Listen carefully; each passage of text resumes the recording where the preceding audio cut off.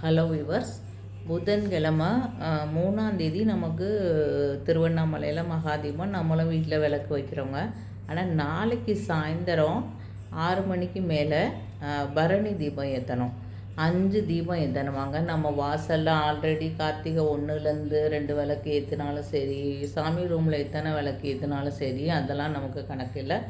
அதை தவிர்த்து 5 அகல் விளக்கு 5 அகல் விளக்கு ஒரு பிளேட்டில் வச்சு சாமி ரூமில் ஏற்றணுங்க. அது பரணி தீபமாக. அது நம்மளோட பாவங்கள் முன்னோர்களுக்காகவும் சரி, நம்மளோட பாவங்களை போக்குறதுக்காகவும் சரி, நம்மளோட யம பயத்தையும் போக்குறதுக்காகவும், யமனுக்காகவும், நம்ம தெரிஞ்சோ தெரியாமலோ பண்ண பாவங்களை நீக்கிறதுக்காகவும் 5 அகல் விளக்கு எடுத்துகிட்டு நெய் தீபமாக சாமி ரூமில் ஒரு பிளேட்டில் ஏற்றி வச்சுருங்கங்க.